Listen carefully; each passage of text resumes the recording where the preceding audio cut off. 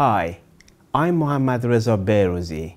We are proud of ourselves that you watch our videos and we can make a small contribution towards your knowledge improvements. These videos that we have uploaded on our website or on our YouTube channel consist of notes and real case examples from our last projects.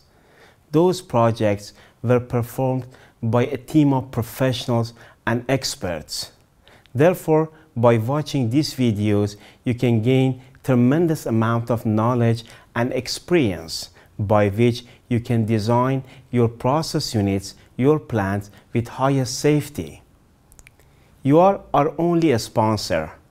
So, if you enjoyed the video, at the end, hit the like and subscribe so that you can get informed about our latest videos.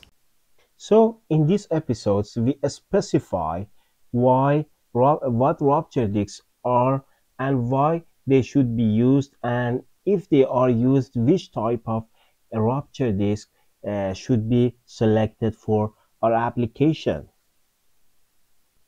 Alongside that, we give some information about the characteristics of a specific rupture disks.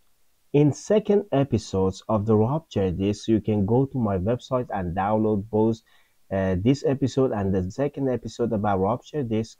In the second episode, we talked excessively about the sizing procedure of a rupture disk, how rupture disks are sized based on API methodology. So here we start with the definition of a rupture disk and the types of rupture disk and how they should be selected. Rupture disk devices are non-reclosing PRDs used to protect vessels, piping, or other pressure-containing components from excessive pressure or vacuum. Rupture disks are used in single and multiple relief device installations. So from here, they are also used as redundant PRDs. With no moving parts, rupture disks are simple, reliable, and faster acting than other PRDs. Rupture disks react quickly enough to relieve some types of pressure spikes. Because of their lightweight, rupture disks can be made from high alloy and corrosion-resistant materials that are not practical in PRVs. So, from this sentence, I can understand that rupture disks are non-reclosing PRDs. For instance, if a fluctuation in pressure happens, the rupture disk at the moment tries to burst and relieve some pressure, but after the burst, because of the fluctuation in pressure, it can be made. We can't take this rupture disk to the shop center and do some maintenance on the rupture disk because it is non-reclosing and it can be used again, and we can change its components. And of course, remember that they are more quicker than PRDs or other PSVs. Rupture disks can be specified for systems with vapor or liquid pressure relief requirements. Also, rupture disks designs are available for highly viscous fluids. The use of rupture disk devices in liquid services should be carefully evaluated to ensure that the design of the disk is suitable for liquid service. Rupture disk devices often have different opening characteristics as a function of the fluid state against the disk at the time of bursting. So when the fluid initiating rupture is compressible rupture disk rated with KRG or KRGL should be used. But when the fluid initiating rupture is incompressible, rupture disk rated with KRL or KRGL should be used.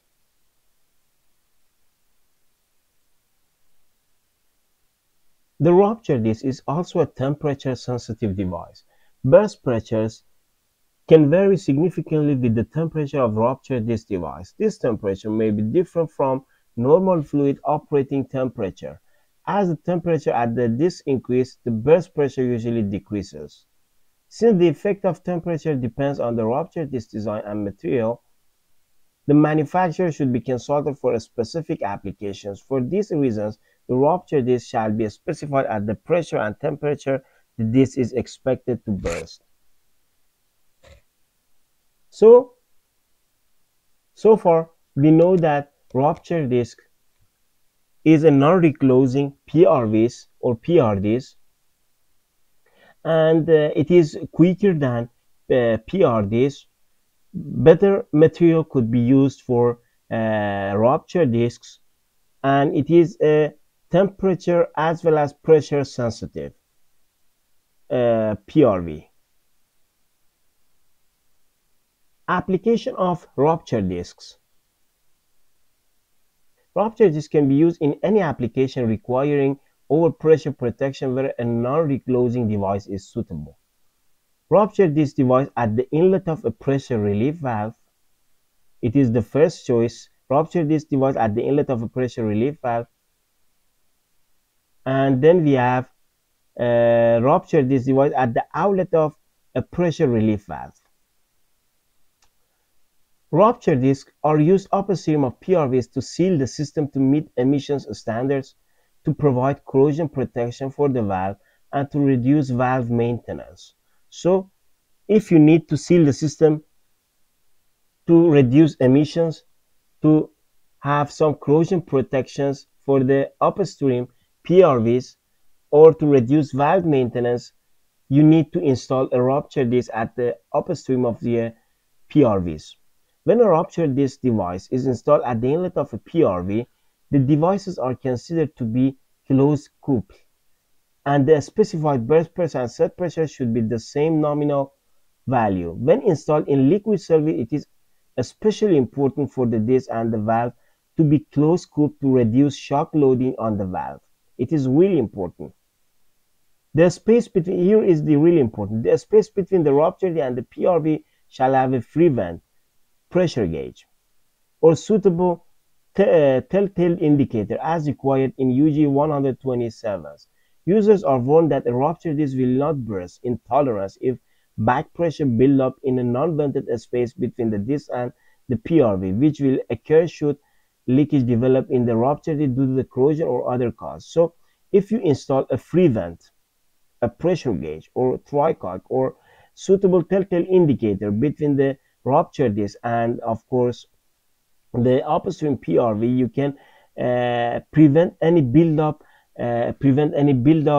pressure between the PRV and the upstream, which might at the end cause the rupture disk not to open, because it is more than, because when a pressure is built up between the PRV and, let's say, the rupture disk, this build-up pressure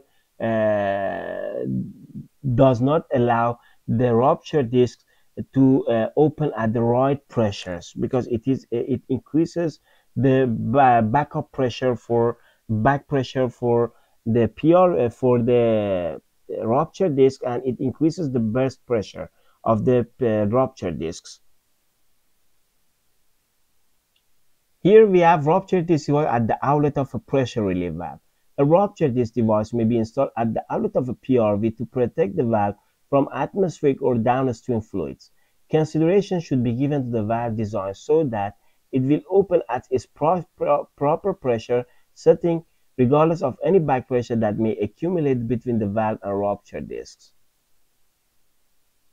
So, types of rupture disks. Types of rupture disks. There are three major rupture disk types: forward acting, tension loaded; reverse acting, compression loaded; and graphite shear loaded. I'm going to start with the forward acting, tension loaded. Forward acting solid material rupture disks. Forward acting solid metal rupture disk. A forward acting rupture disk is a formed solid metal disc designed to burst at a rated pressure applied to the concave side. This rupture disc typically has an angular seat design and provides a satisfactory service life when operating pressure are up to 70% of the marked burst pressure of the disks. Consult the manufacturer for the actual recommended operating ratio for the specific disk under consideration. If vacuum or back pressure conditions are present, the disk can be furnished with a support to prevent reverse flexing. These disks have a random opening pattern and are considered fragmenting design that are not suitable for installing upstream PRV. So let me show you the picture of this forward acting. Here, as you can see, it is fragmenting. As the statement says, there is no a specific pattern for when it bursts out. And of course, here is the installation of the correct installation of this rupture discs. Here is the rupture disc, as you can see, and pre-assembly side clips or pre-assembly screws here, and angle seat. You can see the angle seat here. It is the insert type rupture disc holder, and the flow is to this side. Then we have forward acting escort rupture discs. We have three types of forward acting. The escort forward acting rupture disc is a formed disc designed to burst along escort lines at a rated pressure applied to the concave side. Some designs provide satisfactory service life when operating pressure are up to 85% to 90% of the marked burst pressure of the discs. Most designs withstand vacuum conditions without a vacuum support. If back pressure conditions are present, this can be furnished with a support to prevent reverse flexing. Because the escort lines control the opening pattern, this type of disc can be manufactured to be non-fragmenting and is acceptable for installation upstream of a PRV. The escort forward-acting rupture disc is manufactured from thicker material than the non-escort designs with the same burst pressure, and it provides additional resistance to mechanical damage. Here is the picture of this. As you can see, it is the pattern of bursting is specific, and of course it is non-fragmenting. It has a specific pattern, as you can see for yourself, and it is the correct installation of these rupture discs. So between these two types, let's make a comparison. It is it can withstand up to 85 to 90% of the marked burst pressures, but in previous in solid metal rupture, it says that up to 75%, up to 70%. So another advantage of this forward, escort rupture, this is that it can withstand vacuum conditions without a vacuum support. Second advantage, and of course it can be installed upstream of a PRV, while the previous one couldn't be installed upstream of a PRV. And of course it provides additional resistance to mechanical damage, force the for advantage over the last one. Then we have a forward acting composite rupture disc. Is a flat or dome multi-piece construction disc. The dome composite rupture disc is designed to burst at a rated pressure applied to the concave side. The flat composite rupture may be designed to burst at a rated pressure in either or both directions. Some designs are non-fragmenting and acceptable for use upstream of PRV. A flat composite rupture disc is available for the protection of low-pressure vessels or the isolation of equipment such as exhaust header or out the side of a PRV. This disc usually comes complete with the gasket and is designed to be installed between companion flanges rather than within a specific rupture disc holder. Flat composite rupture discs generally provide satisfactory service life when operating pressure are 50% or less of the marked burst pressures. The slits and tabs in the top section provide a predetermined opening pattern for the rupture disc. If vacuum or back pressure conditions are present, composite discs can be furnished with support to prevent reverse flexing. A dome composite rupture disc generally provides satisfactory service life when the operating pressure is 80% or less of the marked burst pressure. A flat composite rupture disc is available for the protection of low pressure vessels.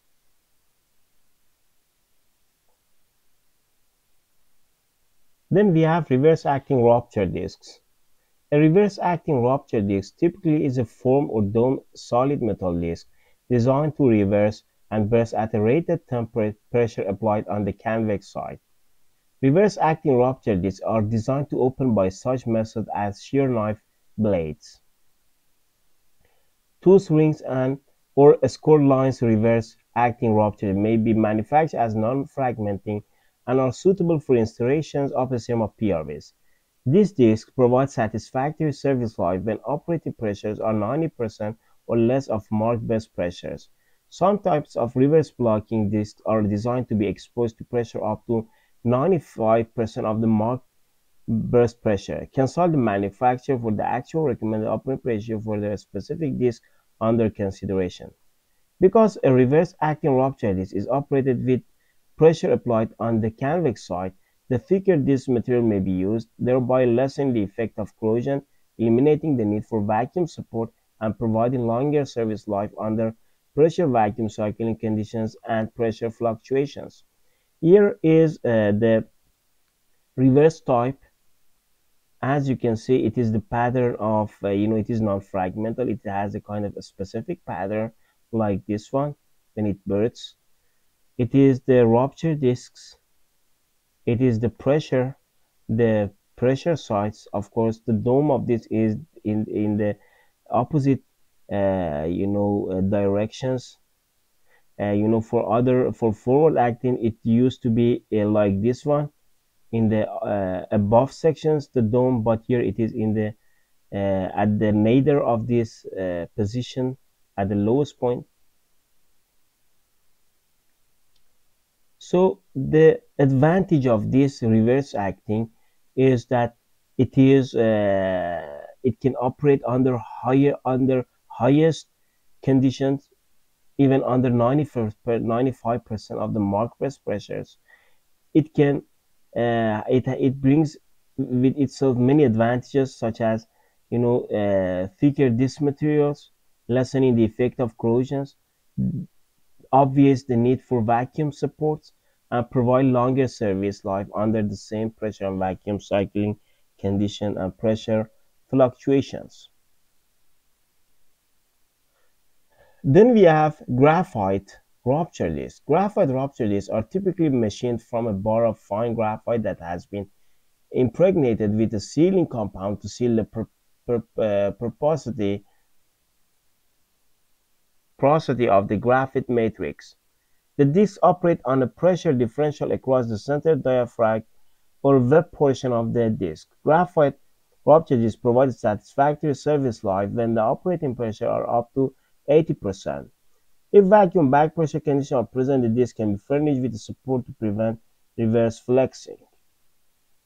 Hi, I'm Mohammadreza Behrouzi, the manager of Educational Institute for Equipment and Process Design. I hope that you have enjoyed every moment of this video. I highly recommend you watching videos instructing chemicals from our websites or through our YouTube channel. By watching these videos, you can become not only familiar but also a professional in chemical designs for boiler and cooling water systems. So far, if you have enjoyed the video, hit the like and subscribe. So, for rupture disc selection, the user is cautioned to make sure that the upper limit of the manufacturing design range doesn't exceed the MAWP or maximum allowable working pressure of the equipment being protected.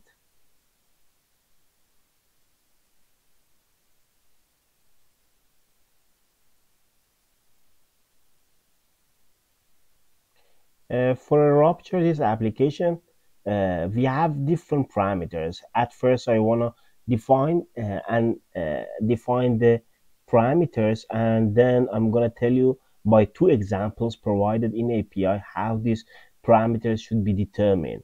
We have manufacturing range, we have maximum marked burst pressures, we have minimum marked burst pressures, and of course we have maximum burst pressures, and we have minimum burst pressure, and of course we have maximum process operating pressure. Here it gives us, the API gives us some notes about how they should be used. Note 1. See figure 9d for limits on marked burst pressure. Marked burst pressure may be any pressure within the manufacturing range. For marked burst pressures above 40 psi gauge, the top burst tolerance is plus negative 5%. For marked burst pressure at 40 psi gauge and below, the burst tolerance is plus negative plus minus 2 psi. For marked burst pressure above 40 psi, the maximum process operating pressure is calculated by multiplying the minimum marked burst pressure by the operating ratio. For marked burst pressure at 40 psi gauge and below, the maximum process operating pressure is calculated by subtracting the burst tolerance from the minimum marked burst pressure, then multiplying the difference by the operating ratio. In order to better understand how these definitions work, I'm gonna give you two examples provided on API and elucidate the matter.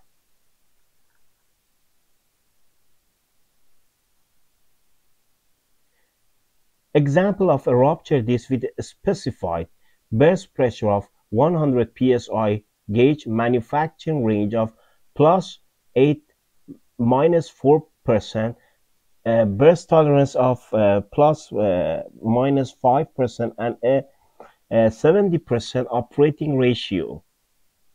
Remember, since the burst pressure is more than 40 psi, more than 40 psi gauge, the burst tolerance is plus minus 5%.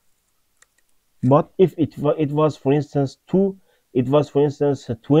psi gauge, the burst tolerance should be in the range of plus minus 2 psi. But here, since it is more than 40 psi gauge, the burst tolerance is in the range of plus minus 5%, and of course 70% operating ratio.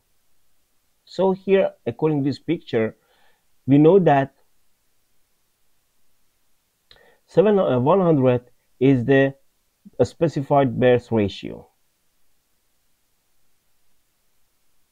So the manufacturing is 8% and minus 4%. So I'm going to calculate this.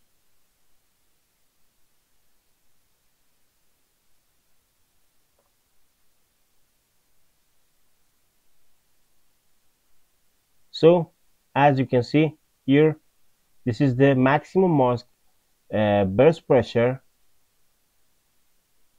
and this is, if you subtract this 4 from 100 psi gauge, the result would be 96 psi, and this is the minimum marked burst pressure. So this is the manufacturing range as according to this criteria. Now I have to determine the burst tolerance. According to the definition I just read for you, the burst tolerance is calculated in this way. I have to multiply this value by 5% and multiply this value by 5% and subtract the result from the 96. Here at first I'm going to calculate the maximum burst pressure. Remember not to multiply the 5% by the specified burst pressure, which is 100 psi gauge. Don't make this mistake. You have to multiply 5% by the maximum mark burst pressure and minimum mark burst pressure, which is 96 and 108. So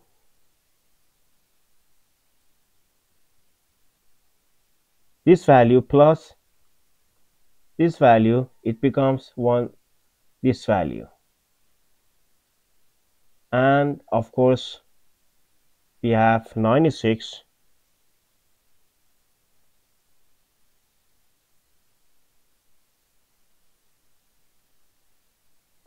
it becomes this value.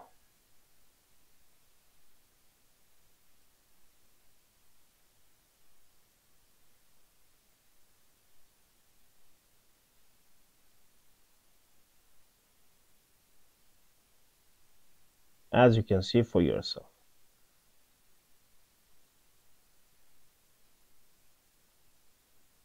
Then I have to, so here is the manufacturing range, and it is the burst from here to here is the burst tolerance. Now I have to calculate the operating ratio for the time that the specified burst pressure is more than 40 bar gauge, 40 psi gauge. So in order to do so, I multiply 96 by 80% by 70%. Remember not to multiply 70% by 100.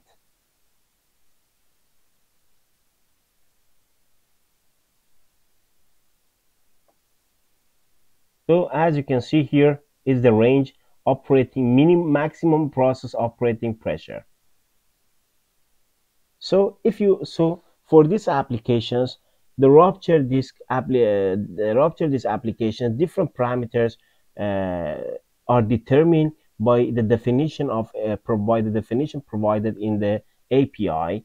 And of course, in these examples, the specified burst pressure was more than 40 psi gauge as stated here. The criteria is here. Now, I'm going to give you an example of a rupture disk with a specified burst pressure of 20 psi gauge. Of course, it is in this scenario, in this case, the specified burst pressure is less than 40 psi gauge.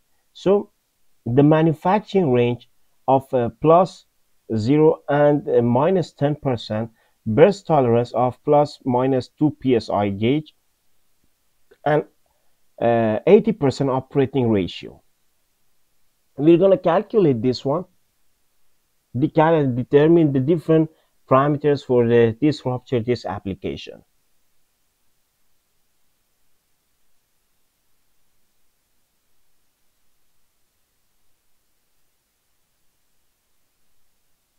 So at first I'm going to calculate the maximum mark burst pressure and minimum mark burst pressure.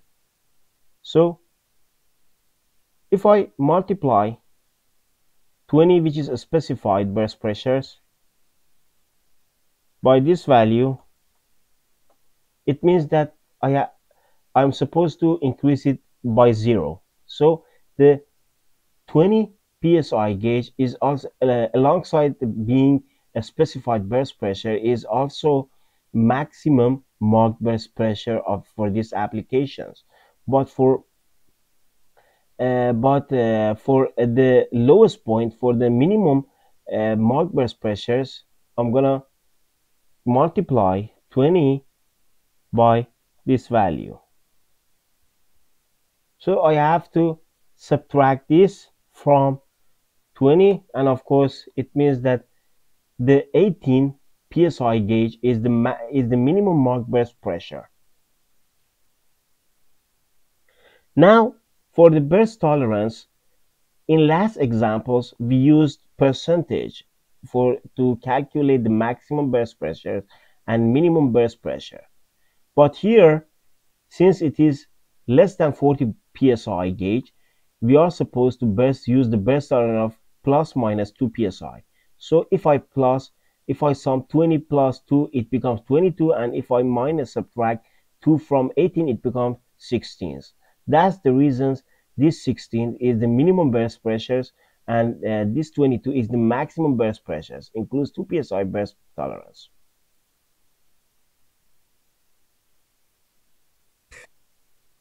Then I have to determine the last parameter, which is operating range, maximum process operating pressure. In order to determine that, I'm going to use the calculator and multiply 80% by the minimum burst pressure. Remember not to multiply 80% by the 20.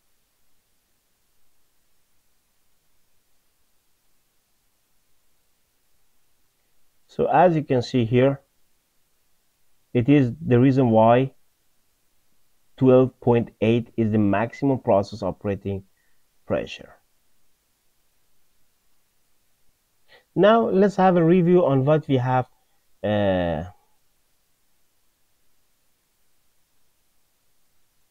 learned from the API.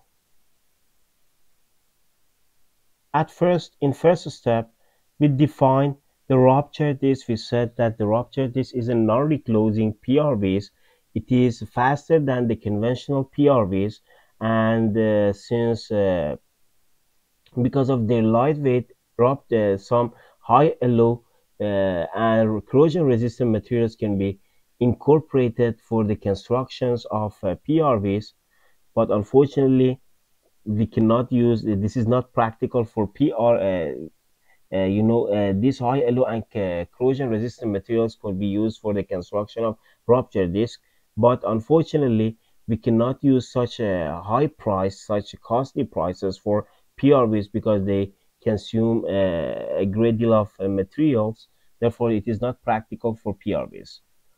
Then we talked about it's being sensitive to pressure and temperatures, and because of this we should be very cautious when creating some process data sheets for the rupture disk, and we should specify the pressure and temperature, operating pressure and temperature for these ones.